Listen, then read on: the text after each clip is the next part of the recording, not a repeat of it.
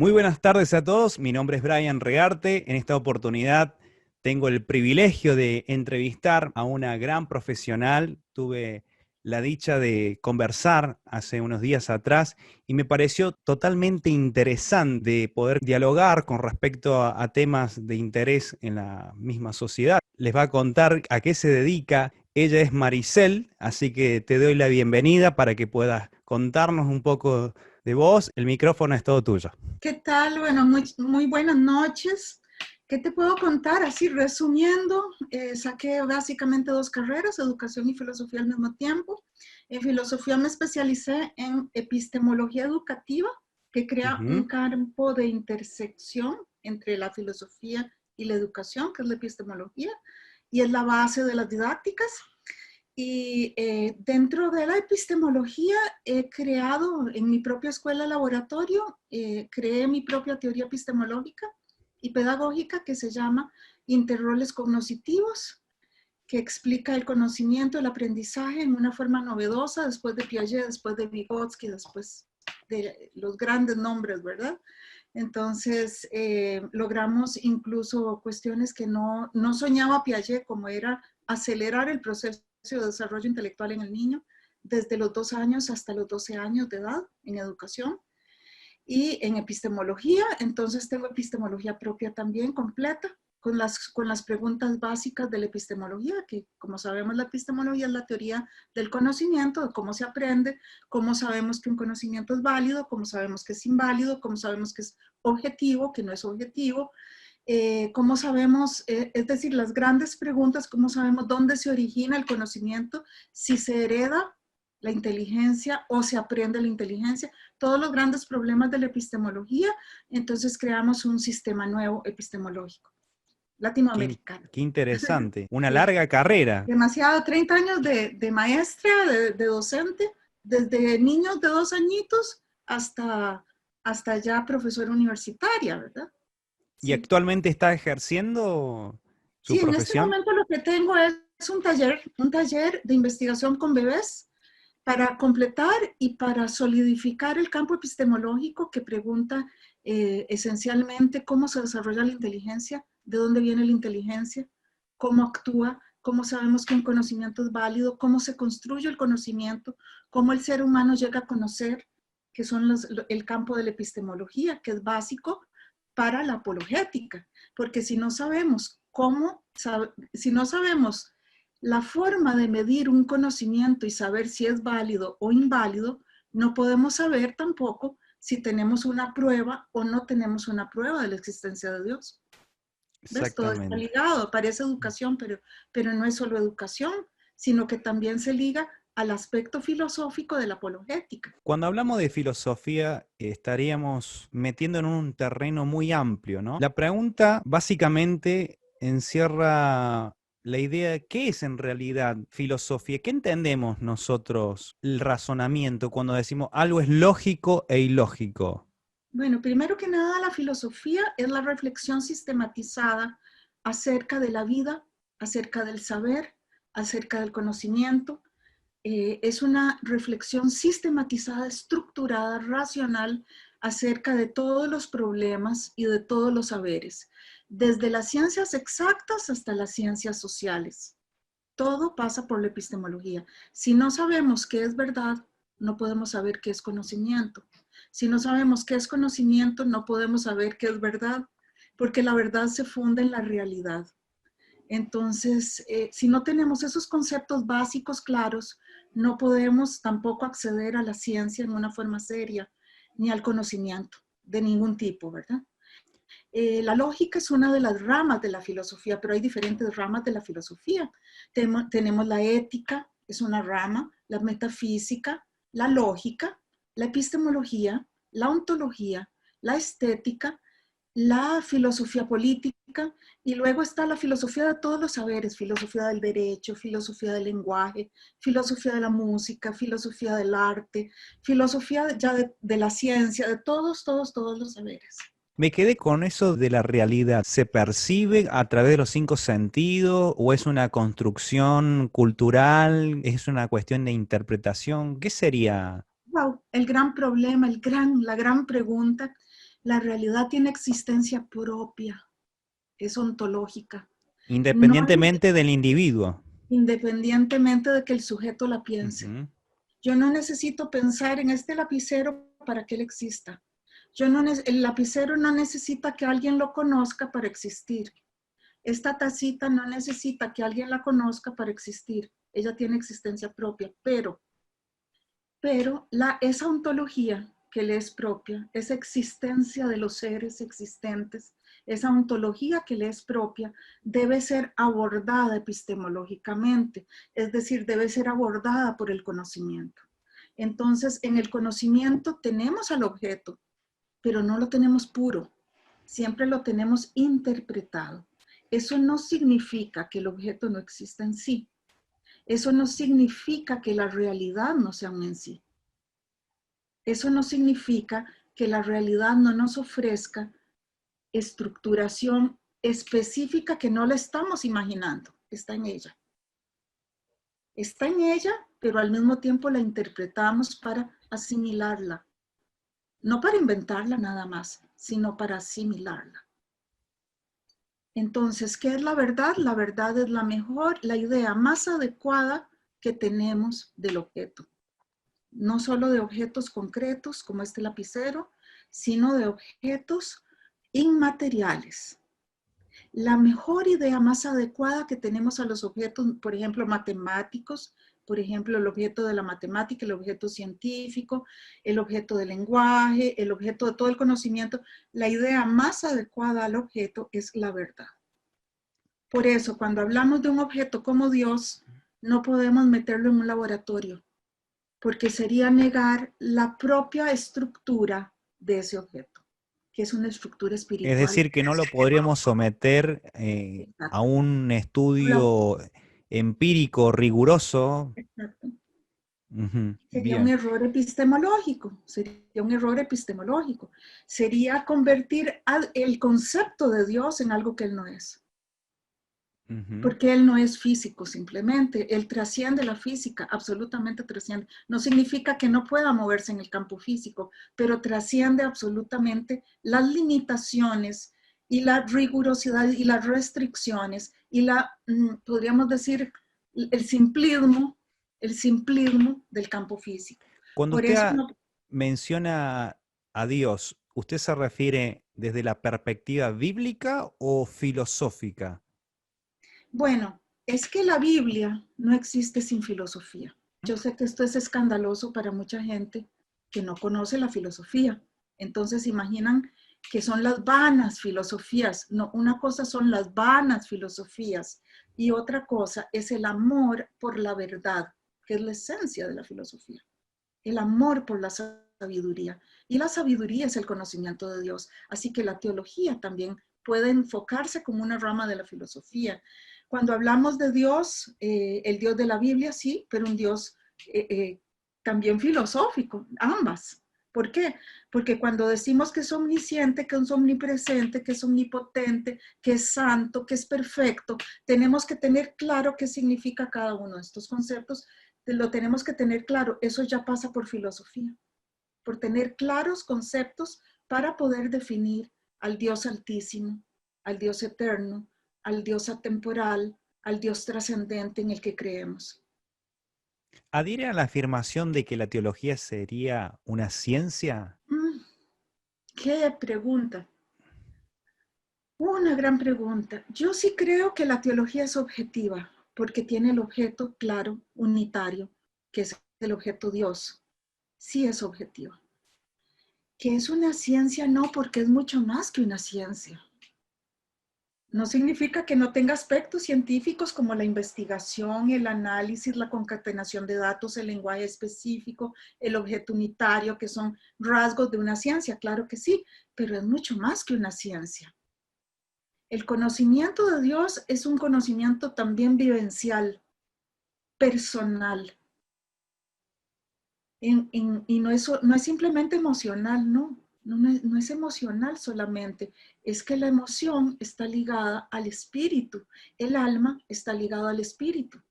Entonces, No podríamos concebir una teología exclusivamente intelectual, sería empobrecer el conocimiento de Dios.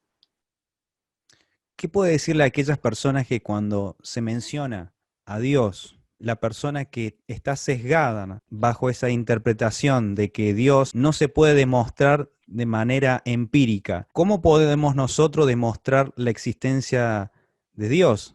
No recurriendo, obviamente, al método científico. Bueno, en este momento ya hay muchísima investigación, tanto científica,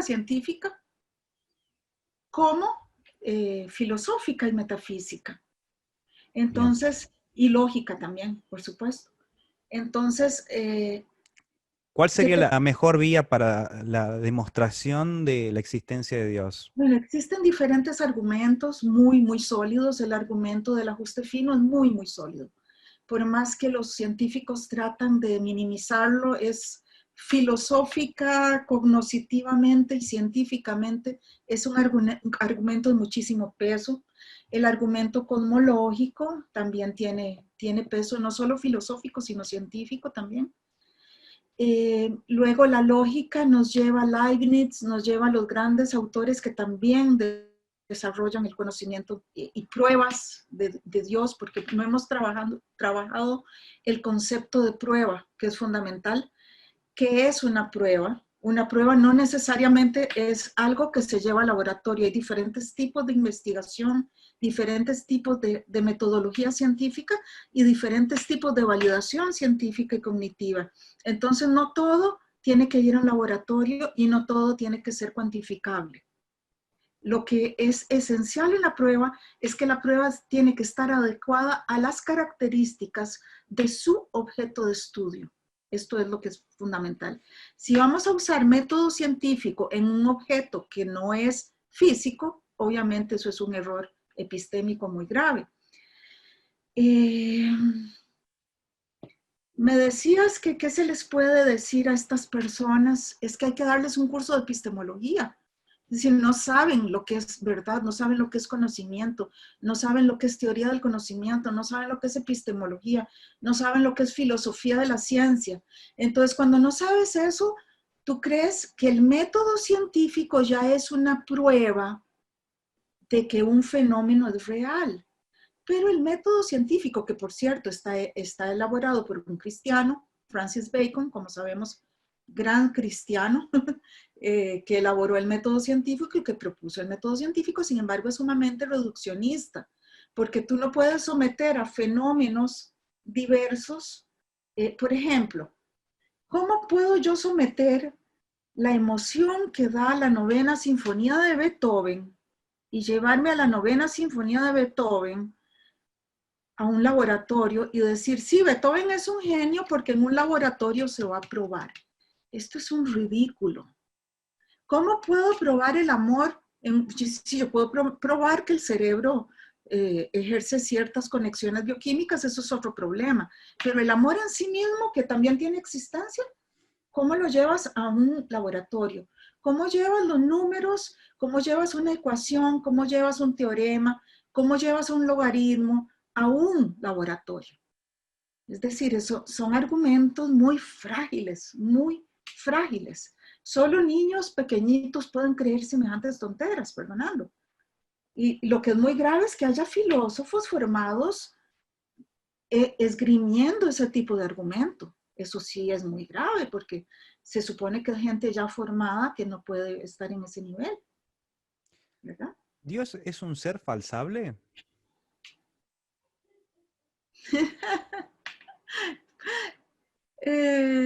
No, no. Perfecto. Dios se debe reír mucho de esas preocupaciones humanas, debe divertirse porque cuando estás hablando del creador de todo el universo, del creador de la materia, que está por encima de tiempo y espacio, es como someter a un gigante a los requisitos de una hormiguita, es decir, siempre el deber ser está por encima del ser, siempre necesariamente el todo es más amplio que la parte, necesariamente. Perfecto. Bueno, vamos entonces con la otra pregunta.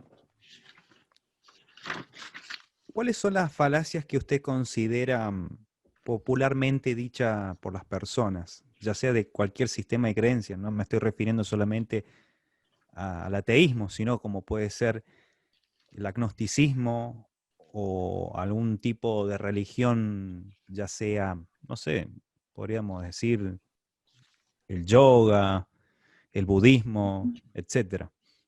Bueno, es que es diferente, eh, Brian, es muy diferente si hablas de ateísmo a si hablas de hinduismo, porque ya en el hinduismo hay cierta creencia, confusa, pero sí hay cierta creencia. En el ateísmo no hay creencia en Dios, realmente la creencia es que Dios no existe, con toda claridad. En el Hay una afirmación, agnosticismo, digamos, no hay una afirmación positiva, sino que directamente se niega la existencia de Dios. de Vamos acuerdo, poniendo, es una digamos, afirmación, pero igual ujú, es una afirmación negativa, vamos no hay poniendo los escapatoria. términos para que la gente pueda entender Sí, esto. de Entonces, acuerdo. por la propia definición de la palabra, ateísmo significaría sin Dios. Es así, ¿no? No, eso no es sin Dios Ujú, exactamente.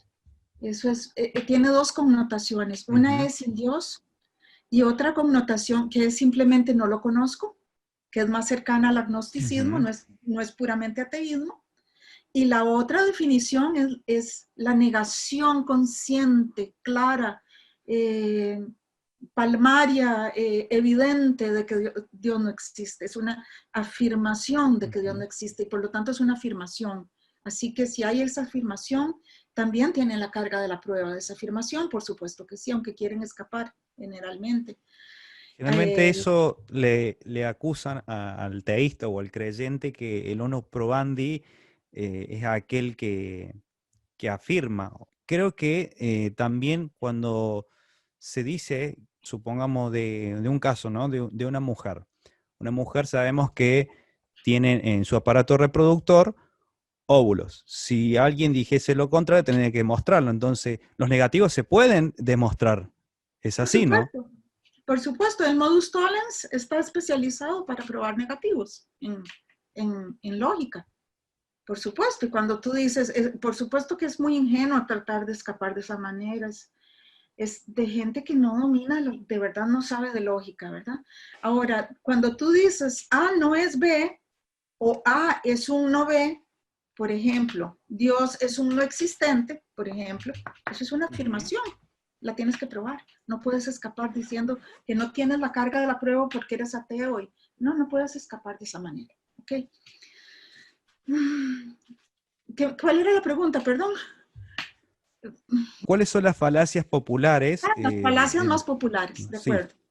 La falacia más popular es, bueno, me acuerdo bien porque yo fui atea más de 25 años, entonces yo recuerdo cómo yo pensaba, tengo, lo tengo claro. Yo vivía hipnotizada dentro de este pensamiento, es una verdadera hipnosis. Todos los libros que lees son ateos, los amigos son ateos, los grupos son ateos, la música es atea, los bailes son ateos, todo es ateo.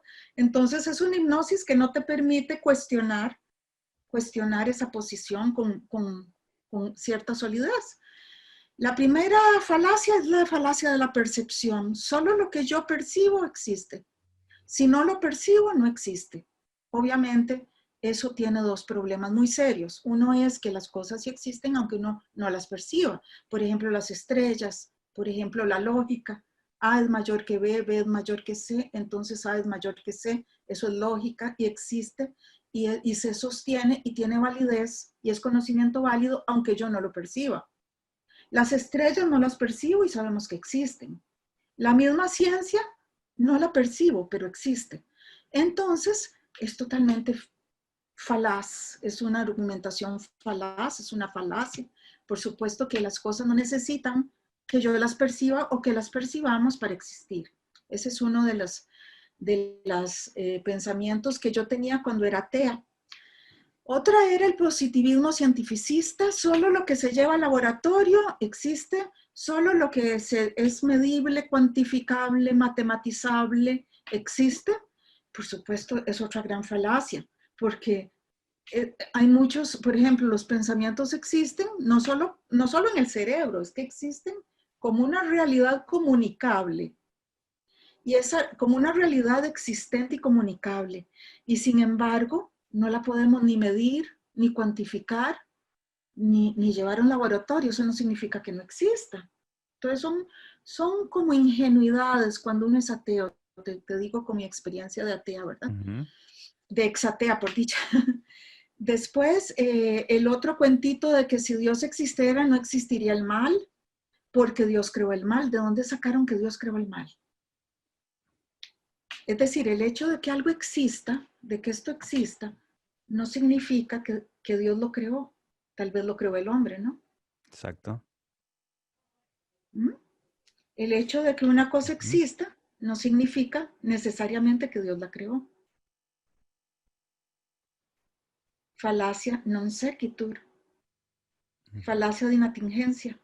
Entonces, el hecho de que el mal exista no necesariamente es obra de Dios, y mucho menos una obra directa de Dios. Entonces, ¿por qué Dios permite el mal? Si Dios fuera bueno, no puede permitir el mal. ¿Quién les ha dicho que el mal no puede producir efectos buenos, Este aunque tipo de sea mal? deducciones que llegan los ateos, ¿es por una cuestión más bien por falta de estudio o porque ellos creen que la lógica es arbitraria? No, ellos llegan ahí, no es porque la lógica sea arbitraria, es porque están hipnotizados. Bueno, ese era mi caso y yo era estudiante de filosofía, brillante, de 10 corrido, nadie podía decir que yo fuera una tonta, solamente manejaba la lógica muy bien, pero no tenía conciencia de que lo que yo estaba manejando era antilógico, de que era falacioso, lógicamente hablando, a pesar de que yo manejaba la lógica. Era como una seducción, como un embelezamiento con un discurso. El discurso ateo es un discurso bello. El discurso posmoderno también es muy lindo. El discurso marxista es muy lindo. Es algo que te atrapa. Es muy difícil de explicar, pero definitivamente no es lógico. Aunque ellos creen que son científicos, aunque ellos creen en un marxismo científico, el marxismo no es científico. ¿Por qué no es científico? Porque la base científica del marxismo es la teoría de la plusvalía, y la teoría de la plusvalía es un elementito dentro de la dinámica de toda la economía, es un elementito, no es el gran pilar que ellos pretenden. Te lo digo porque yo pasé por allí, todo eso, pues ya por dicha, me lo cuestiono, tengo una mente mucho más ágil que seguir ese mamotreto, ese mamotreto. Otra falacia: si Dios fuera perfecto, Él habría evitado el mal, ¿verdad? Otra falacia, es una falacia semántica porque el concepto de perfecto que ellos están manejando no es el concepto de perfecto que maneja Dios. Dios maneja un concepto, leyendo uno la Biblia, estudiando, se da cuenta de que el concepto de perfecto de Dios está más cercano a la libertad, al libre albedrío, a dar libre albedrío al ser humano, a permitir que se equivoque, a que el ser humano aprenda, a que el ser humano pueda desarrollarse en un proceso continuo en el que el error es también una parte de esa construcción. En eso es muy constructivista. Entonces, no es un Dios que todo lo tiene resuelto desde el inicio, como mucha gente quisiera, y que hay gente que entiende esa resolución desde el inicio como una gran perfección, y no es ninguna gran perfección, Brian. Lo que quieren es que Dios hubiera creado robots y que hubiera creado clones que son perfectos, que nunca se equivocan, que siempre hacen el bien, pero Él no, Él es demasiado perfecto para hacer eso. Él nos creó a imagen y semejanza, nos creó con libertad, nos creó con inteligencia, nos creó con capacidad de aprender, nos creó bellísimos, nos creó seres en permanente Ujú. construcción, llenos de belleza, como toda su creación está llena de belleza y de respeto. Ese es el máximo respeto. Él no se mete con el ser humano hasta que el ser humano no lo busca. Él nos busca y nos trata de convencer, pero hasta ahí. Él no entra a la fuerza. ¿Por qué? Porque si fuéramos robots y clones, tampoco podríamos amar. ¿Te das cuenta? El amor es desordenado, el amor. aunque sea ordenado, tiene su lado espontáneo, tiene su lado creativo. Perdonando, no es una pinche computadora. Y claro que una computadora, podemos hacer una computadora que se equivoque lo mínimo, pero entonces no estamos creando vida. Eso es muerte, eso no es vida. Y el concepto de perfecto implica una falacia semántica, un tipo de falacia que es la falacia semántica. El positivismo y cientificismo es una falacia de autorrefutación.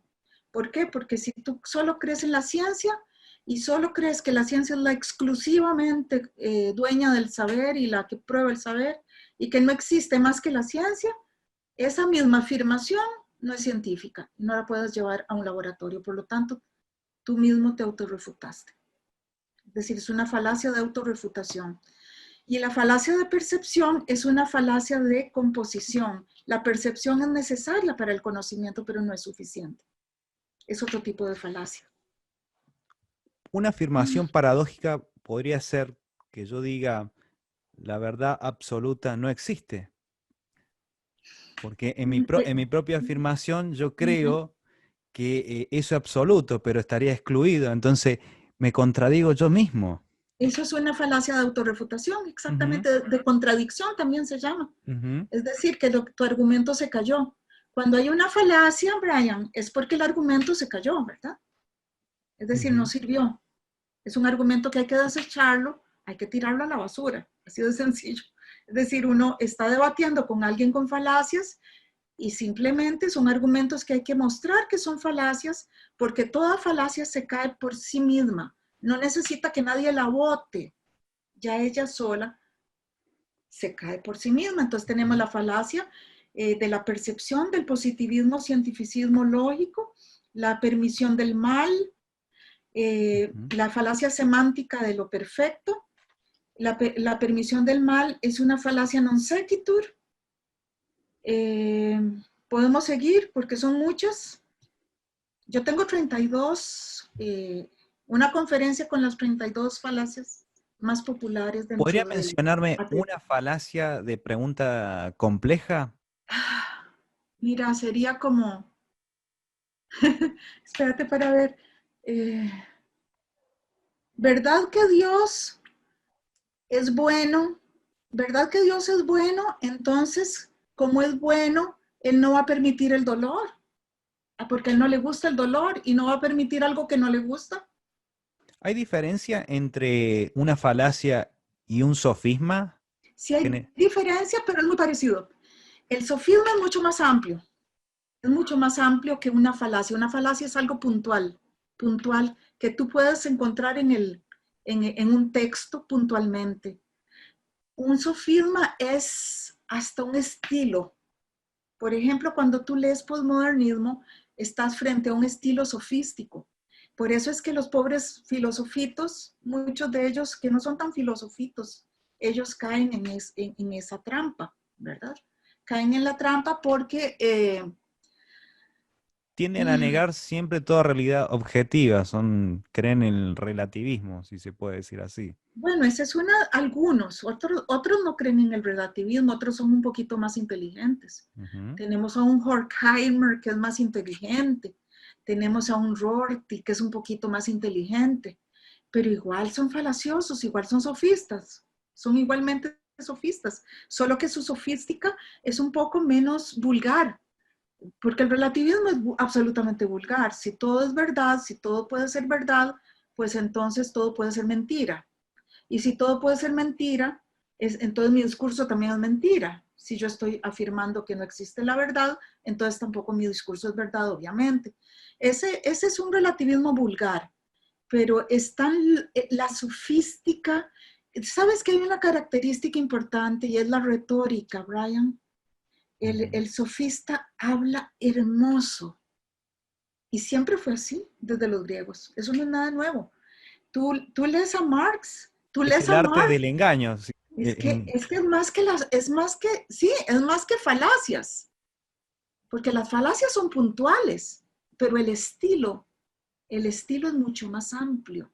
Cuando Marx te dice, la realidad concreta, la realidad humano-social es dialéctica, Por ejemplo, la realidad humano-social es dialéctica y se fundamenta en la praxis humano-social.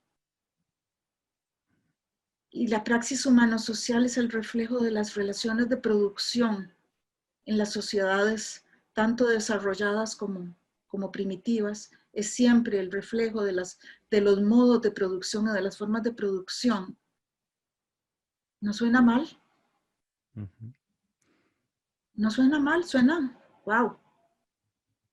¿Entendés? Donde uno empieza realmente a desestructurar eso, ya uno empieza como, wow, no, un momentito. Son falacias más maquilladas, si se puede decir de otra Hermosas, son forma. bellas, son Es muy muy bellas. sutil el lenguaje. Sí, y te digo, Brian, que el posmodernismo es más bello todavía. El ser es, pero está dejando de ser cuando es. Por ejemplo, cuando eres alguien, cuando estás conociendo a alguien, dejas de ser tú para empezar a ser el otro. Suena bien, ¿no? Pura basofia, pura basura. Es pura basura, pero suena muy bonito. ¿Nos podría hablar a toda la audiencia con respecto al argumento cosmológico de la contingencia y razón suficiente? De la cosmología, vamos a ver. Razón suficiente es otra cosa. Pero el argumento cosmológico yo lo tengo aquí variado. Yo lo varié y aquí lo tengo. Todo lo que existe primero comenzó a existir. Esa sería la primera premisa. Primera premisa. Muy bien. Es un silogismo. Como sabemos, los silogismos se dividen en premisas y la última conclusión siempre deriva de las anteriores en forma armónica, sin contradicción. Cosmológico. Todo lo que existe físicamente lo mejoraría. Comenzó a existir físicamente. Lo que comenzó a existir físicamente tiene una causa, o digamos, lo que comenzó a existir tiene una causa. Pero la causalidad no es infinita. Y como la causalidad no es infinita, sino que es finita, ¿por qué? Porque es localizable. Es finita, claramente finita porque es localizable. Físicamente, localizable físicamente. Entonces tiene que haber una causa primera, necesariamente, porque no es infinita. Porque la causalidad es finita. ¿Por qué es finita? Porque además lo físico es finito también. Entonces necesariamente tiene que haber una causa primera de lo físico. Necesariamente. Es muy fuerte. Es muy fuerte. Si le agregas físico como le agregué, todavía tiene más fuerza y más poder. Aquí hace un calor que no te puedes imaginar. Este trópico. Ay, Dios mío. Bueno, desde la otra parte del mundo, acá en Argentina, ahora está haciendo mucho frío, así que ay, qué envidia. hace unos días atrás estaba con una remera. Para aquellos que no sepan lo que es una remera, es una prenda, digamos, con manos cortas, si se puede decir así, y parecía un día de verano, así que no veo las horas que nos vengan los días de calor. Bueno, vamos con la otra pregunta que me parece muy interesante, que a mí en lo particular me la han hecho y en su momento no supe responder, justamente porque carecía de las herramientas que considero que, bueno, la teología y también la apologética cristiana dan respuesta razonable. También podemos hallar muchas cosas interesantes de la teología natural. Sin más rodeos, muchos te dicen, si Dios creó todo, ¿quién creó al creador?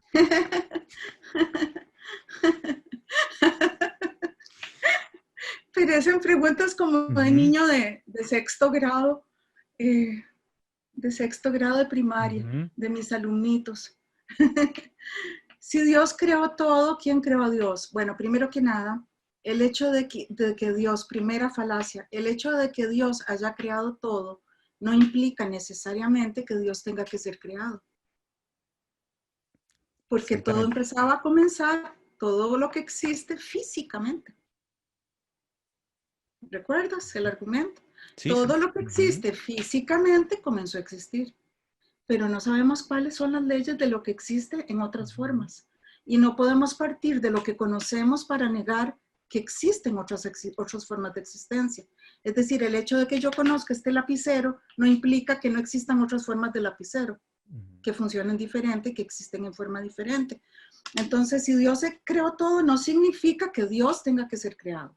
Es decir, estamos aplicando que Dios creó todo lo físico, ¿verdad? Todo lo físico, todo lo existente. Por lo menos, Implícitamente habría una afirmación que es indemostrable, porque si uno se pone a pensar, es como que la misma afirmación ponen en la categoría a Dios como un ser creado, como una criatura, y no como el eterno, como dice la Biblia, que no tiene ni principio ni exactamente, final. Sí, me parece que exactamente. es totalmente ridícula la pregunta, está mal formulada. Totalmente de acuerdo. Es como decir por qué un flaco es gordo. Es como decir por qué los solteros son casados. Es decir, por eso te digo, son preguntas como de niñito, de gente que no tiene una formación, definitivamente no tienen una formación filosófica, ¿verdad? Ni lógica. Como puedo decir, Ahora, ¿existen los círculos cuadrados? exactamente, exacto. Es Ujú. decir, no tiene sentido, primero que nada, porque la definición de Dios en la que nos basamos, que es la definición bíblica, que ese es otro tema, pero es la definición de lo que estamos hablando, de lo que estamos hablando desde el inicio en un debate, es de un Dios eterno que está por encima del espacio, del tiempo, y que además es un Dios creador de todo lo existente, específicamente de lo físico, de lo existente físicamente, pero Él no participa de esa creación, de esa criatura, como decían muy bien, Él no es criatura, porque además es eterno, no tiene tiempo. ¿Cómo puede ser creado si no tiene tiempo, si no tiene espacio? Tiene que ¿Cómo ser puede un ser ser creado atemporal.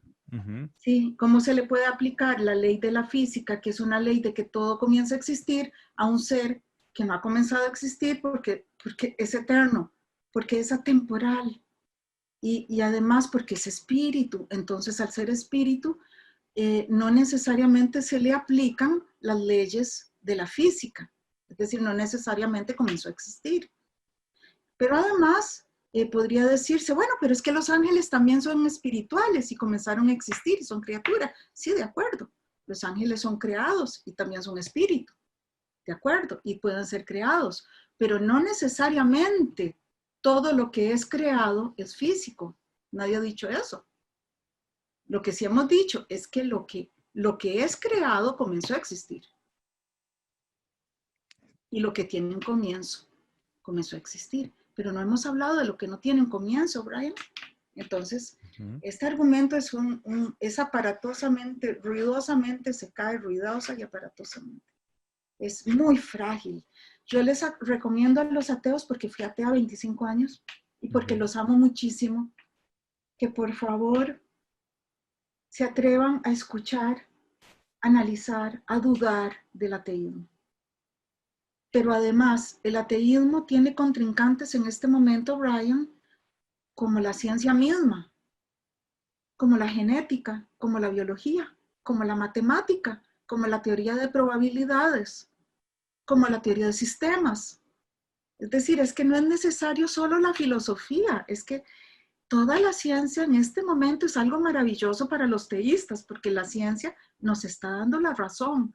Tan es así que tuvieron que inventar la cuántica para tratar de explicar esos fenómenos donde hay un vacío, donde no hay materia, donde la materia no explica todo, porque esa es otra falacia, Brian, que todo es materia. Una cosa es que lo que yo conozco es materia y otra cosa muy diferente es que de ahí se deduzca que solo puede existir materia, porque es lo único que yo conozco. Es decir, que lo único que podemos conocer es la materia, entonces por esa razón todo tiene que ser materia. Pero es que resulta que con la cuántica ya ni siquiera se habla de materia, en el mismo sentido que hablaba Marx, ni que hablaban los ateos. Ya eso está obsoleto. Se tiende a rellenar los huecos con explicaciones Uh que -huh. son indemostrables, ¿no? Exacto. Como Está que hay excelente. una cuestión de especulación, de teorizar sin poder demostrarlo. Sí. Bien, Bueno, ese es otro gran problema, Brian, que te dicen, yo solo creo en lo que se puede demostrar. Perfecto. Entonces demuestre que Dios no existe. Yo no tengo que demostrarlo, yo acepto que lo mío es una fe. Yo acepto que lo mío no es una ciencia, pero ellos sí lo tienen que demostrar, porque están diciéndonos que solo creen en la razón y que solo creen en la ciencia y que no puede haber nada más allá. Entonces ellos sí están en un zapato. Ellos sí tienen que demostrar que Dios no existe. Y ahora la cuestión del tema del alma. Sabemos que la materia se crea y no se destruye. Ahora la Ujú, pregunta es, ¿cómo puede ser posible que existan seres pensantes, sintientes, y que no haya una mente detrás de todo ese diseño? Me parece como decir las cosas se hizo por al azar, o la misma analogía que recuerdo de William Panley, cuando él mismo nos muestra que un diseñador de un reloj tiene que tener una mente poderosa, una ujú, también, y que ujú. tenga este poder para construir, en este caso, un reloj con toda su complejidad. Cuando uno desarma ese aparato, ese dispositivo, encontramos que tiene un fin, medir el tiempo, y tiene engranajes unidos con esa finalidad. Entonces, ¿cómo podemos negar nosotros que no hay un Dios, un ser creador? ¿Qué nos Sí, puede decir hacia este ejemplo que estoy dando? sí, mi amor. Está precioso tu ejemplo porque ellos nos dicen, ay, pero es que no hay comparación. ¿Cómo no hay comparación? No es una falsa analogía, es una real analogía. Es una Ujú. real analogía. Estamos comparando la inteligencia de un tipo con la inteligencia de otro tipo. Tenemos clara esta situación con la inteligencia artificial. Igual, detrás de una máquina que interpreta, que codifica, tiene que haber un creador. Siempre tiene que haber un creador que es inteligente o que es más inteligente que su creación, necesariamente. No significa que la creación en algún momento no pueda superar al creador, eso es otro tema. Es decir, de lo que se trata es de que tuvo que haber un inicio inteligente para eso. Esto es el diseño inteligente, se llama así este argumento, el argumento del diseño inteligente, que a su vez se funda en el ajuste fino también, están muy ligados. Y el ajuste fino le da un peso impresionante a este argumento, que es el argumento del diseño original, del diseño inteligente original. Cuando estudias la genética, bueno, es que estamos adelantando programas que se supone que son temas de otros programas, pero Bueno, entrar en vaya la tirando la premisa, así los vamos enganchando a toda la audiencia. pero imagínate, es que es tanto, ¿verdad? Tantas pruebas. Es que, Ujú. Brian, ¿cómo nos da pavor usar la palabra prueba? ¿Cómo nos da miedo? Pero ya hay pruebas matemáticas, hay pruebas genéticas, hay pruebas biológicas. Ujú. Es cosa de desarrollarlas y explicarlas.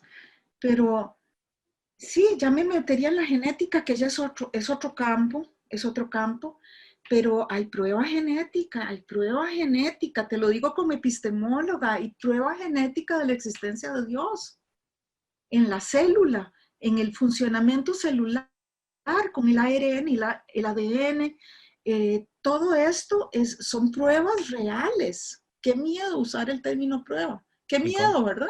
es Pues yo como no tengo decir, ningún miedo, porque yo lo uso y yo sé exactamente qué significa la palabra prueba, qué significa el concepto prueba. No es necesariamente el método científico. es como decir de manera retórica que está la huella implícitamente de Dios en la creación. Sí, poéticamente, sí, Ujú. muy poético, pero muy real. Poético, pero real. Esa es otra falacia terrible, Brian. Es que, es que ustedes tienen miedo, un miedo, y entonces, por eso es que el ser humano creó a Dios, porque el ser humano tiene miedo. Bueno, ¿de dónde sacaron eso? Eso es una opinión, eso no tiene mayor validez de nada. Eso es una opinión, eso es una imaginación. Yo me imagino que esta taza creó a este lapicero porque esta taza necesita crear este lapicero. Eso no tiene ninguna validez. Es decir, una cosa es que sí necesitemos de la existencia de Dios y otra cosa es que eso sea suficiente para decir que una persona religiosa inventó a Dios porque lo necesitaba. ¿De dónde sacaron eso? ¿Qué me prueba eso? ¿Y quién me prueba que no fue al revés? Que no fue que Dios creó a un ser psicológico que tiene temor. ¿Quién me prueba que no fue al revés? Sí, esa Suelo es una falacia que se llama falacia de afirmación gratuita. Falacia de petición de principio y de afirmación gratuita. Es decir, Dios no existe porque no existe. El ser humano creó a Dios porque el ser humano fue el que creó a Dios. Tautología, una tautología sin ninguna validez. Suelo escuchar a varios ateos que dicen, los ateos no necesitamos de un ser superior. Yo soy mi propio Dios, por lo tanto, no necesito estar bajo ninguna leyes, bajo ninguna directiva de un ser ontológicamente inmaterial. Ok, perfecto. Ujú, Yo no necesito de este lapicero que además ya no escribe, ujú. medio escribe. Yo no necesito tener a este lapicero por jefe mío, ni por amo mío, ni que me dé leyes. Por lo tanto, no existe. Bien. Falacia de falsa causa, falacia de non sequitur, no tiene ninguna validez. El hecho de que no se necesite a Dios en ellos, que por supuesto es una ingenuidad enorme, pero el hecho de que sientan o crean que no necesitan a Dios, de ahí tampoco se deduce que no exista Dios. Se suele acusar a los creyentes que estamos sesgados y que tratamos de buscar algún tipo de evidencia, ya sea científica, para decir, aquí, ¿ves? Está Dios. ¿Qué le podemos decir a los ateos en cuanto a esa acusación? Es que está muy mal, porque las evidencias ahora sí Ujú. existen. Qué torta, qué gran sorpresa. Hay evidencia científica, hay evidencia filosófica, hay evidencia racional de la existencia de Dios, o por lo menos hay un aval, por lo menos hay una tendencia a avalar el teísmo desde la ciencia, en este momento, y desde la filosofía, por supuesto, en este momento. ¿Qué evidencias tienen ellos? No sé si me explico, Brian, es que nosotros tenemos una fe y la fe no necesita pruebas porque es fe. Su naturaleza propia es ser fe, pero ellos no.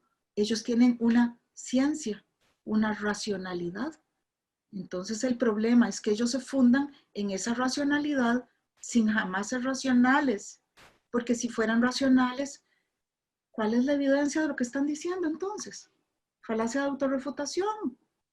Es que damos vuelta porque es lo mismo. Es una falacia de petición de principio y una falacia de autorrefutación. No tiene ninguna validez. Eso da pena. Ahora, un ateo, yo tengo muchos amigos ateos que son muy inteligentes, muy queridos, amigos filósofos muy queridos, que los amo muchísimo. Y ellos son lo suficientemente inteligentes para hacer preguntas, no para hacer afirmaciones, jamás, para hacer preguntas. Eso yo lo respeto. Cuando te dicen, bueno, pero ¿por qué existe tanto dolor? Que es una de las cuestiones de mayor peso, tal vez. ¿Por qué existe tanto dolor en el mundo? Porque si existe un Dios bueno, ¿por qué hay tanto dolor? Por ejemplo. Eso es respetable, no el dolor en sí, porque el dolor sabemos que no es de Dios. Sabemos quién trae el dolor, nosotros, ellos no lo saben, pero se lo preguntan en una forma muy respetable. Pero cuando tú afirmas, es que el dolor lo trajo Dios, ¿de dónde sacaron eso? No tiene ninguna fundamentación. Porque Dios lo que creó fue seres, Dios no creó el mal, Dios creó seres. Y los seres libres, algunos eligieron hacer el mal, lo eligieron en libertad. Y el mal causa dolor. Claro que el mal causa dolor, por supuesto, pero ¿de dónde sacaron que fue Dios el que creó el mal? ¿De dónde lo sacaron? ¿De dónde lo inventaron? Nosotros tenemos respuestas bíblicas. Nosotros no tenemos silencio en torno a eso. Tenemos respuestas bíblicas de cómo entró el mal al mundo, porque con el mal entró el dolor, con el mal entró la tristeza, con el mal entró la enfermedad. Pero también tenemos un Dios que nos redime, que tiene todo el poder, infinito poder y amor para redimirnos. Nosotros tenemos respuesta, ellos no, porque para ellos el dolor entró porque el capitalismo no funciona. Por favor, Es de reírse, sinceramente. El mal y el dolor entró porque el imperialismo yanqui es malo. Entonces, por eso hay dolor. Por favor. Y cuando el imperialismo yanqui se superara, ¿qué va a venir de nuevo? Un paraíso. Es una eterna lucha. Esa dialéctica que ni siquiera entienden bien ellos. Es una eterna lucha donde no hay solución. Ahí no hay salida. Por lo menos en el marxismo no hay salida. Y está muy claro, es tesis, antítesis, síntesis, tesis, antítesis, síntesis. Pero la síntesis se convierte en tesis. Entonces encuentra otra antítesis y hacia otra síntesis que siempre va a estar siendo superada, porque nunca se toca techo, nunca se llega a nada. El ateísmo es un vacío. El ateísmo no tiene respuestas, ni para la vida humana, ni para el ser humano, ni para el conocimiento tiene respuestas. Nosotros sí tenemos respuestas. Nada más estudien seriamente la Biblia, seriamente, con alguien que de verdad sepa, porque cualquiera dice que sabe, que realmente maneje la Biblia, porque en la Biblia nos guste o no nos guste, y hay respuestas clarísimas de cómo entró el mal al mundo. El mal no era intrínseco dentro de la creación de Dios, Dios no creó el mal, ni siquiera creó el bien, Dios creó seres libres. El único bien que Dios creó fue esa libertad maravillosa de su creación misma. Y él, dice la Biblia, y él vio que era bueno. Creó la luz, él vio que era bueno. Creó los árboles, él vio que era bueno lo que había creado. Pero cuando habla de bien, tal vez en el árbol del bien y del mal nada más, pero los conceptos de bien y mal son más una creación humana y un trabajo humano que una creación de Dios. Así que mucho menos creó el mal, ¿verdad? Hay que hacer una aclaración porque por ahí uno puede llegar a entender, o por lo menos Ajá. del otro lado, que nos están escuchando la gente, el mal no Ujú, es una persona. Generalmente la gente lo identifica ujú. con el mismo diablo, dice, el mismo diablo es la personificación del mal. Ah, sí, es cierto, sí. El mal comenzó desde allá en el cielo cuando Lucifer se rebela en contra de Dios y hay una lucha y el mismo Miguel lo expulsa del cielo. Pero ¿realmente eso enseña la Biblia? ¿Es lógico pensar de esa manera? ¿O es que Satanás o Lucifer en este caso tuvo la opción de hacer el bien o el mal? ¿Tuvo libre albedrío? ¿Qué nos puede responder? Claro que tuvo libre albedrío. Los ángeles tuvieron libre albedrío para elegir irse con él o quedarse en el cielo. Total libre albedrío. Por dicha solo se fue la tercera parte con él. Ujú, Gracias al Señor. Dios no creó el mal, Dios creó seres con libre albedrío, tanto ángeles como seres humanos con libre albedrío. A nosotros nos hizo a su imagen y semejanza porque nos dio toda la sabiduría, nos dio poder para elegir, nos dio incluso autoridad de Él, ¿verdad? Cosa que los cristianos, no sé por qué, Brian, al cristiano en general le da pavor, le da miedo utilizar la autoridad que Dios le dio, pero la palabra lo dice, que nos dio autoridad sobre el mal y tenemos que aprender a usarla. Esta conversación nos va a ayudar a despejar muchas dudas, aquellos que Ujú. la tenemos, aquellos que la tendrán y aquellos que de alguna manera se están adentrando a este mundo de la teología. Muchos entienden de que la fe y la razón están contrapuestas, ¿no? O contrapuesta, sí.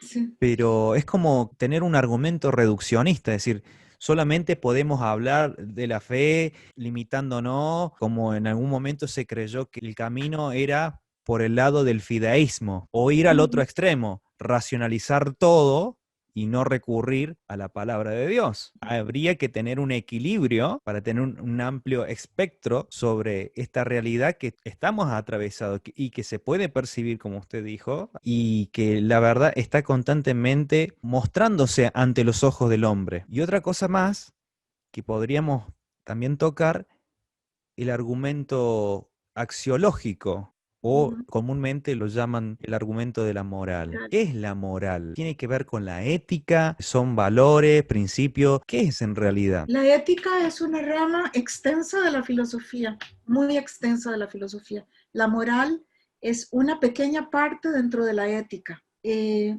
la moral habla de las costumbres, habla de las elecciones, de las decisiones de vida, tomando en cuenta no solo lo personal, sino lo social y el efecto social que va a haber, pero la moral no es relativa. Ahora, ¿cómo probar que la moral es objetiva? Por ejemplo, William Lane Craig habla mucho de la moral objetiva, pero él nunca lo he visto definir a él, nunca lo he escuchado definir qué significa objetividad.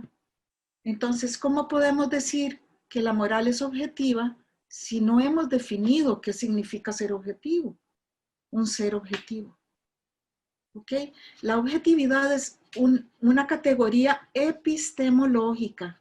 Epistemológica.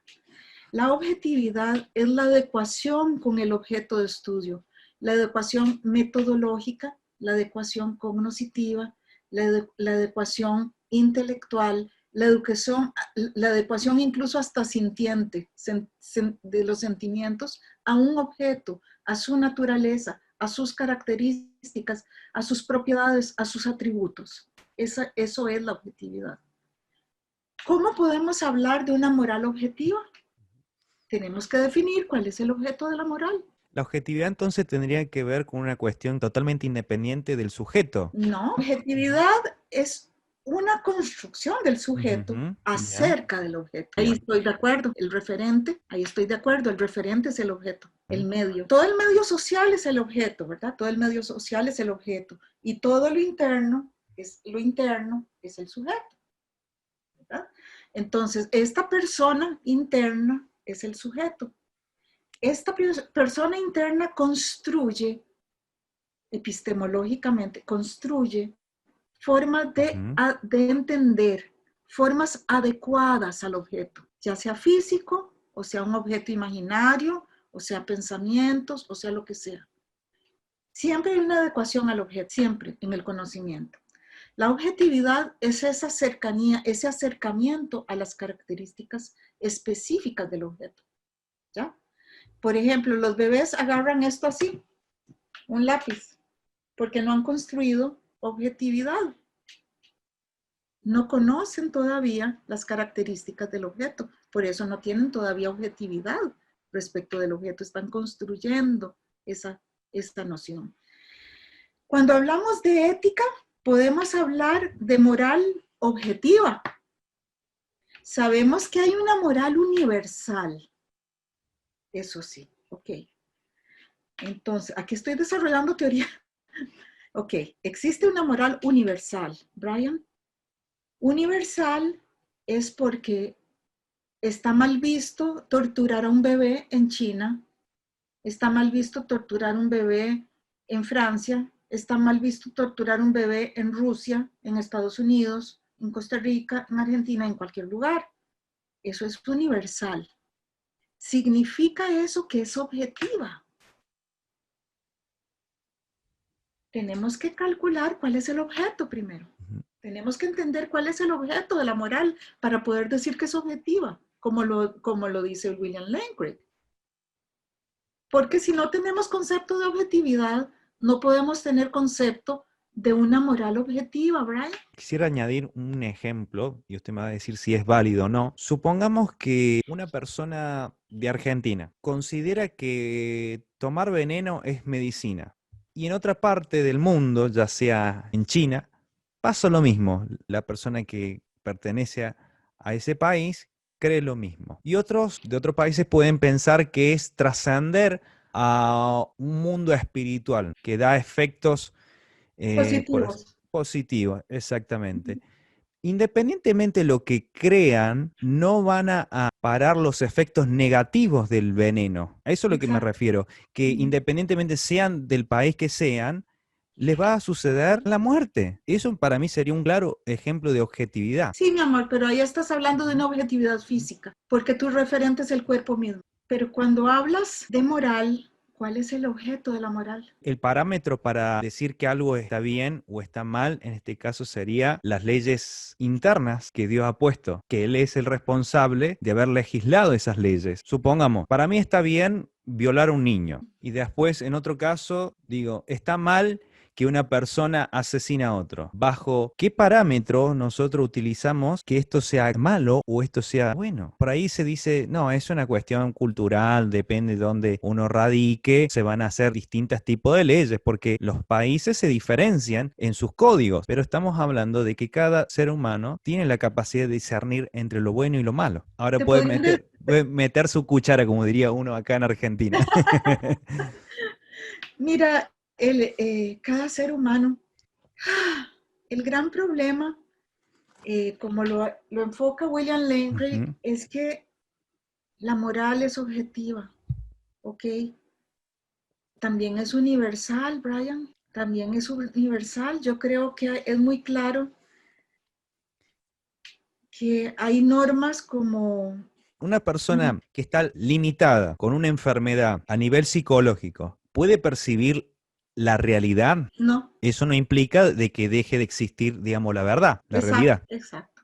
Ese es el Bien. gran problema de toda esta ideología de género. El gran problema es que lo que percibimos, tanto externo como interno, no necesariamente es verdad. Y el cerebro sano se mueve hacia buscar incesantemente la verdad.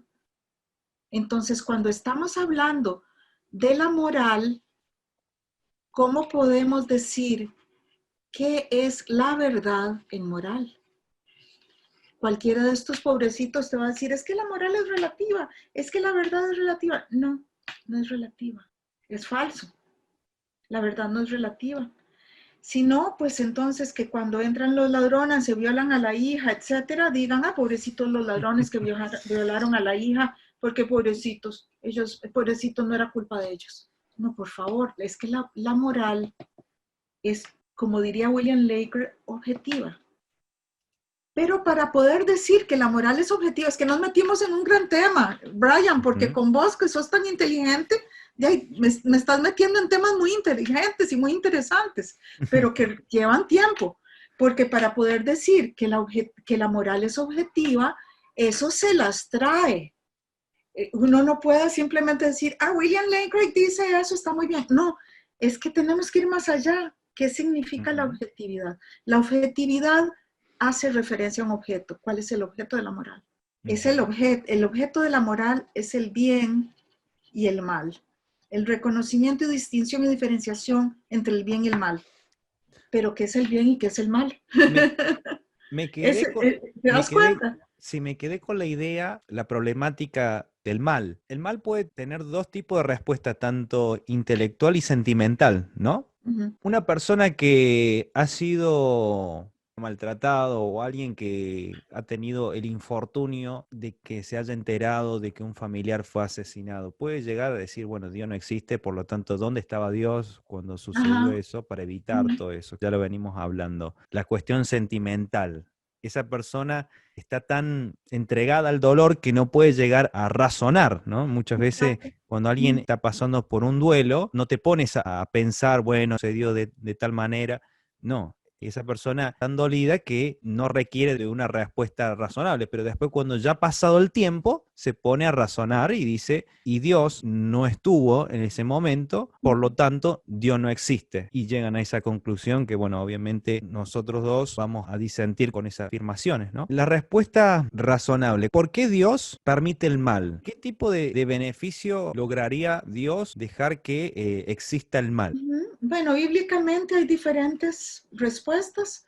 Una es para aumentar el conocimiento de esa persona, otra es para hacerlo Ujú. crecer, hacer crecer a esa persona, otra es para fortalecer a esa persona, otra es para crear paciencia en esa persona y otra razón sería para que esa persona logre conocer la gloria, lo que se llama la glorificación, la honra altísima del Señor. Por ejemplo, una persona que tiene cáncer, todos nosotros hemos ido a orar, bueno, es mi experiencia, no sé otras personas, Ujú. hemos orado fervientemente en contra del cáncer y el cáncer se cura en 10 minutos. Que los Ujú. médicos nos dicen, ¿qué le hicieron a este paciente? Como locos, ¿verdad?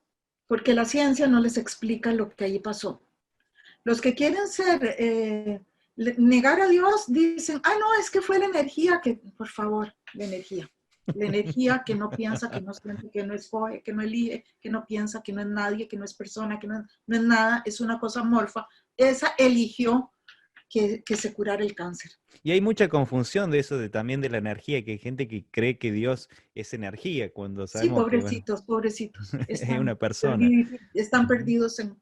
Que eso tenemos que hablarlo en otro momento, que es la ujú. nueva era, otro de los grandes engaños, ¿verdad? Pero entonces, vos me decís, ¿para qué el dolor? Para conocer, para crecer, para fortalecer, para crear paciencia y además para que Dios se glorifique. ¿Cómo se glorifican los milagros? ¿Por qué se necesitan los milagros? Te lo digo como exatea, porque solo así, reventándole a uno milagros en los ojos, puede uno decir, pero ¿cómo puede ser esto posible? ¿Cómo? La ciencia dice que esto es imposible. ¿Cómo es posible? Ah, es que mi mente lo está inventando. Voy a llamar a la empleada o voy a llamar. Mira, vos ves lo mismo que yo estoy viendo, contame qué estás viendo vos. Ay, tal cosa y tal cosa. Está viendo lo mismo que yo. Wow, ¿qué es esto? Yo no le di esa idea a ella. No es por telepatía. Mentira, no es por telepatía. Es que son ideas muy complejas para que sean telepatía. Y los que hemos vivido 100 milagros que no puedes explicar científicamente. Y uno dice, bueno, tengo que arrodillarme ante esto porque definitivamente la ciencia fue humillada, la filosofía fue humillada, la lógica mía fue humillada. Ya aquí hay otra cosa. Entonces, ¿para qué se permite el dolor? Para conocer, para crecer, para fortalecer, para crear paciencia, para que Dios se glorifique en sus milagros, que son muchos los milagros.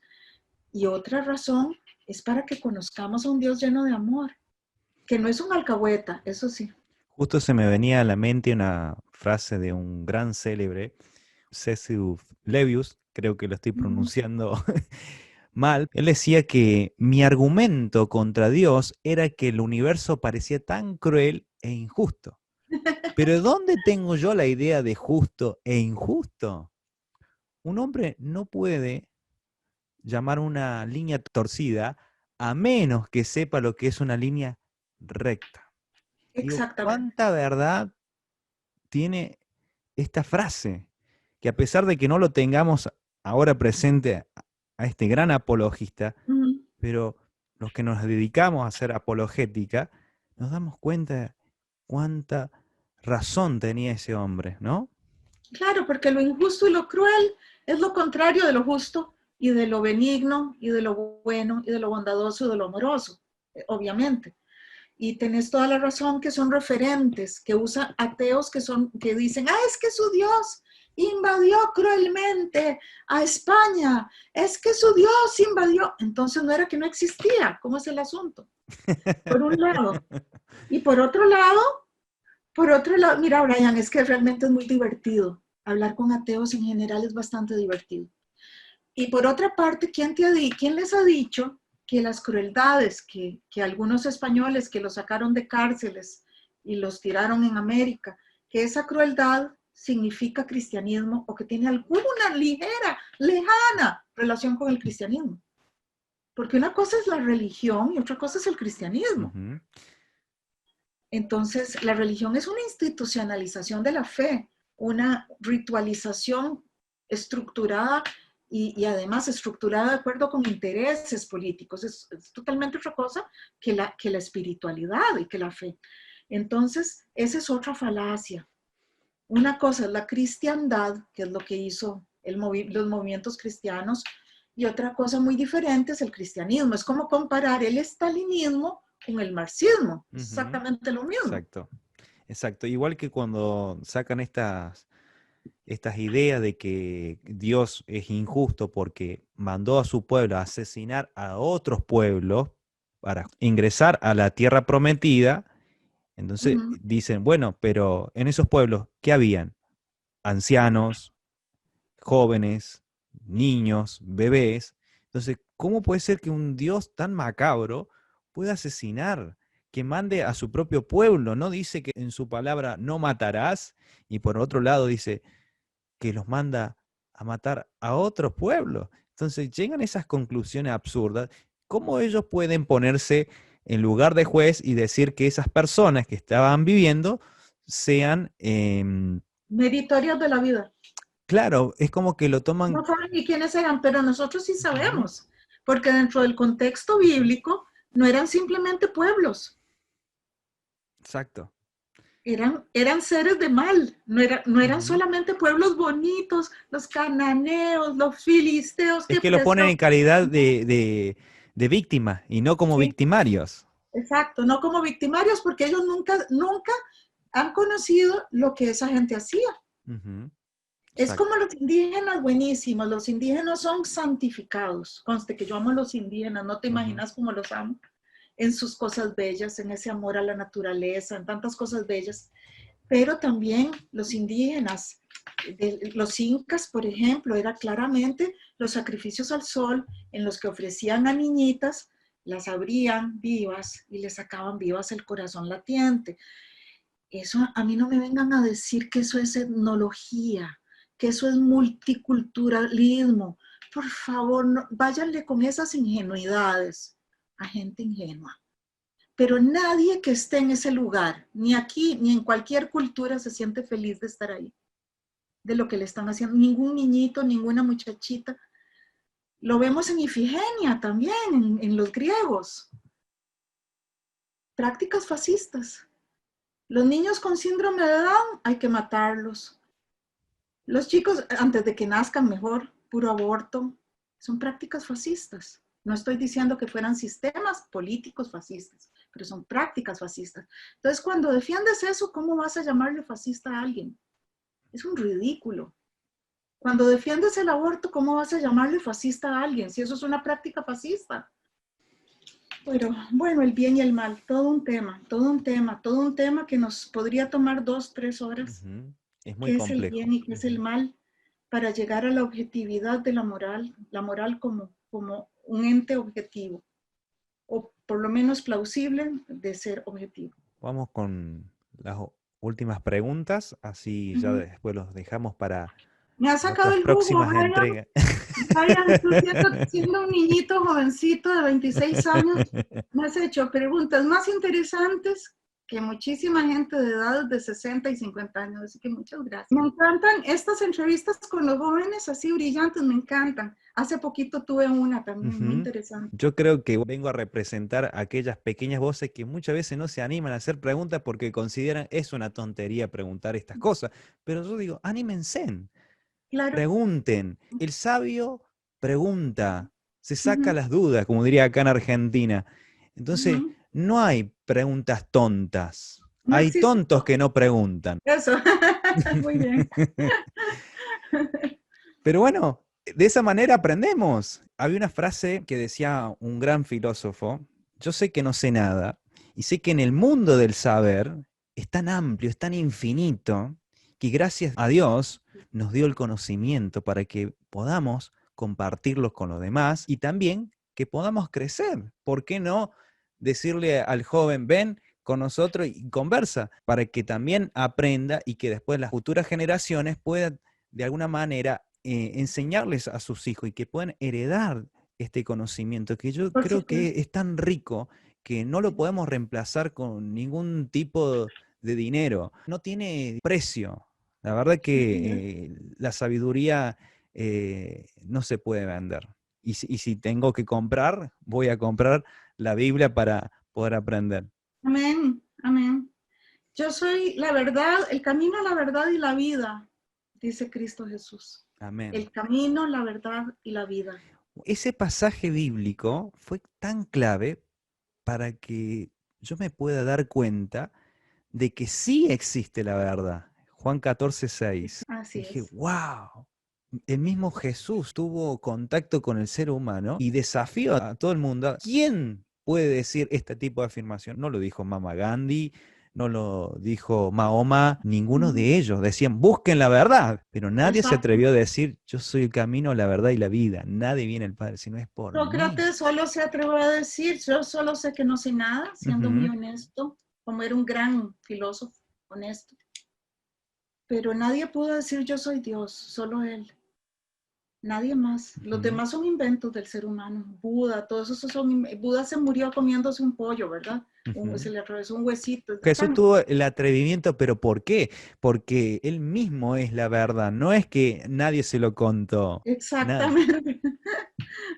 Él no habla de otro porque no necesita hablar de otro. Cuando hablamos de yo soy el que soy, no necesitamos decir necesita de otro porque es el único que es sabio y que tiene... Sí, dígame. Es que es un es autorreferencial. Exactamente. Él es autorreferencial. Nosotros no podemos ser autorreferenciales. No podemos existir por nosotros mismos. No podíamos nacer sin una mamá, sin un papá, sin una realidad de la que dependemos, sin una realidad social, tecnológica de la que dependemos, etcétera, ¿verdad? Lingüística, etcétera. Bueno, Brian, qué maravilla. Mi última pregunta, y con esto la dejamos libre. Aunque creo que ya es libre en Cristo Jesús, ¿o no? ¿No es así? Amén. Amén, amén. Porque te digo, no solo creo en Jesús como mi libertador, no, yo llegué ahí por 100 milagros y más, porque si no yo no podía creer. Y creí por medio de la apologética, pero también por medio de milagros directos. Si no, mi pobre cerebrito tan intelectual no podía llegar, no podía, estaba muy limitada la razón, y la razón es un rudimento, es muy rudimental, es muy artesanal para entender la realidad. Esto ahora lo sé, antes no lo sabía. Preguntémosle a Pablo lo que le sucedió. Un hombre con tanta capacidad, lleno de conocimiento, tan erudito. Él dijo, el conocimiento es vano. Él decía, todo esto lo doy por basura. Si bien eso le puede servir para el sistema en el mundo, pero él sabía que la sabiduría de lo alto es el verdadero conocimiento. Claro. La última pregunta, y con esto ya finalizamos con esta hermosa entrevista. ¿A Dios lo podemos percibir en la mente? ¿Podemos encontrarnos con la deidad a través del pensamiento? A Dios, con Dios nos podemos encontrar de la forma que Él elija, y Él lo elige. Si Él elige la apologética, perfecto. Racional, completamente intelectual. Si Él elige lo vivencial, perfecto.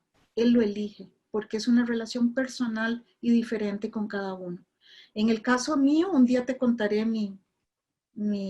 con todo gusto, la voy a escuchar y queremos escuchar su testimonio también. Mi testimonio, sí, con mucho gusto, pero él trabajó en diferentes niveles, es un artista. Es un artista, no, yo no te puedo decir, fue así, así, así. O fue así, así, así. No, fue un poquito de aquí, un poquito de aquí, un poquito, hasta que fue armándolo todo, armándolo, hasta que ya yo no podía, ya no lo podía botar, ya no podía botarlo. Duré años.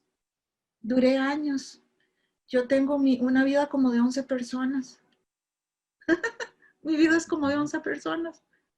He viajado, he sido suiza, he sido costarricense, he sido muchas cosas diferentes para llegar al Señor. Usó muchas cosas, usó nacionalidades, usó culturas, usó apologética, usó milagros, pero uno tras otro, para decir, sacudir mi cerebro, sacudir mi mente tan limitada, que solo creía en la razón, que solo creía en la ciencia, que solo creía en lo perceptual, y ahora lo presento como las falacias, y eran las falacias que yo misma creía. Y son las que escuchas en todos los ateos, las mismas falacias. Otro problema con el ateo es muy orgulloso. El ateo cree que es muy inteligente. El ateo cree que el creyente es estúpido, pobrecitos. Pero bueno, es que es infinito. Ya eso es hablarte de mi testimonio, que ya eso es otro tema, ¿verdad?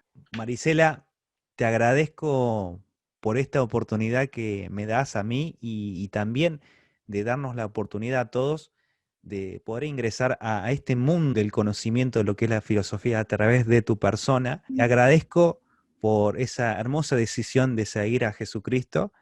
Creo que has hecho lo mejor que hiciste en tu vida y nos sentimos identificados. Y yo sé por qué te lo digo y vos sabes muy bien por qué te lo digo. Sí, ya en otro momento vamos a poder conversar sobre esos pequeños y grandes detalles que hacen la diferencia de ver a una persona que está sin Cristo y ver una persona con Cristo. Así es. Y te agradezco muchísimo una entrevista, pero de verdad profunda, de verdad inteligente, tanto en lo racional como en lo espiritual. Hermosa. Muchísimas gracias, Brian. Y ojalá todos los muchachos fueran así, tan tan interesados en encontrar los pilares de la realidad y profundizar, no quedarse en la superficialidad. Yo decía algo a Dios hace tiempo atrás, eleva tanto mi mente como también mi corazón, Amén, amén, que siempre estén agarrados de la mano. Que amén, así como tenemos tanto fervor por el estudio en lo intelectual, también podamos dedicarle nuestra pasión a Dios. amén. Y eso es tan importante en la vida de un creyente, que no perdamos la visión ni tampoco el primer amor. Vivamos enamorados, sigamos Exacto, enamorados del mismo Dios que nos escogió antes de la fundación del mundo. amén.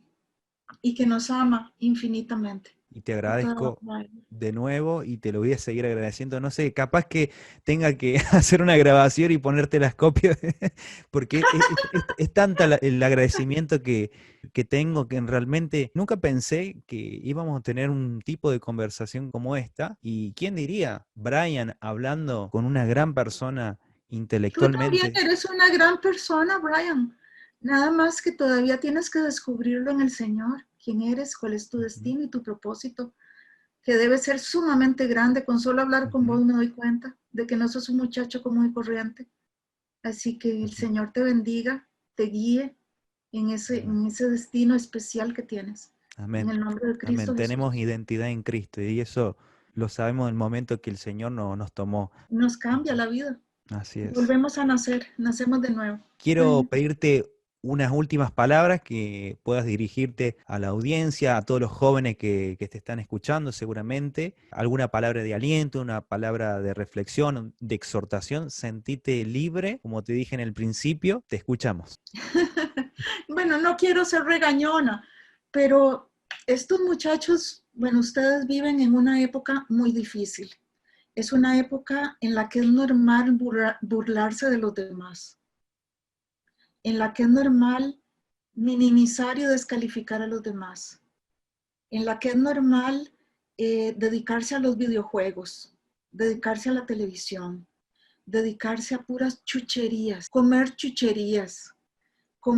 picaritas y comer cosas que dañan el cuerpo, que dañan la mente, que dañan el cerebro. Cuídense mucho, cuiden sus amistades, cuiden quienes los influencian, lo que nosotros vemos con los ojitos, entra. Lo que nosotros comemos, entra. Dice el Señor que lo que entra no es lo que nos contamina, sino lo que sale. Pero cuando estás en un ambiente donde todo es burla, vulgaridad, superficialidad, cuál chica es más bonita que la otra, con cuál me acuesto, con cuál no me acuesto, y Ujú. ese es tu ambiente, no te das cuenta de que empezás a ser como ellos, empezás a bajar tu nivel, empezás a bajar tu inteligencia, a bajar tu capacidad, a bajar tu espiritualidad, a animalizarte, y ese no es tu lugar. Tu lugar es ser un príncipe del Señor Jesús, del Señor creador del universo. Ese es tu lugar, ser un príncipe, no ser un chico vulgar común y corriente como los que hay que sobran y que se sienten súper importantes porque dicen vulgaridades o porque hacen cosas indebidas. Nada de eso te hace importante. Lo único que te hace importante es de verdad esforzarte, estudiar, trabajar eh, y tener un contacto directo con el Dios Altísimo que te purifica y que te hace nuevo. Cada día te hace nuevo. Cada día naces de nuevo. Y eso no lo puede dar ni una discoteca, ni un bar, ni una prostituta. Eso, eso es pura basura. Y cuando pasa el tiempo, sientes la soledad. Cuando pasa el tiempo, te das cuenta de que eso no te llenó. Busca al Señor Jesús que te ama, aún en los problemas, aún en los dolores, aún en la soledad, Él está contigo. Y no hay ninguna otra salida más que estudiar, profundizar y ser feliz en el Señor. Es lo único que les puedo decir. Los amo mucho. Soy Igualmente. educadora, soy maestra. Entonces, amo mucho a la gente joven, a los chicos, a los niñitos. Estoy acostumbrada a trabajar con niños. Y escucho también su sentido de Yo sé que ellos maternidad. no son niños, yo sé Ujú. que ya ellos son grandes, por supuesto. Pero bueno, de vez en cuando está bien el tirón de orejita. Bueno, Bueno, hasta Maricel, luego fue un entonces. placer. Un placer para mí Así que les pido y a la que Dios... gente que esté pendiente del segundo material, así que vamos a hacer la segunda parte, así como tipo Netflix, que nunca nos perdemos los capítulos de nuestra serie preferida, así que vamos a estar por segunda vez y con esa hermosa sonrisa del otro lado me va a estar acompañando también. Hasta luego, muchas gracias.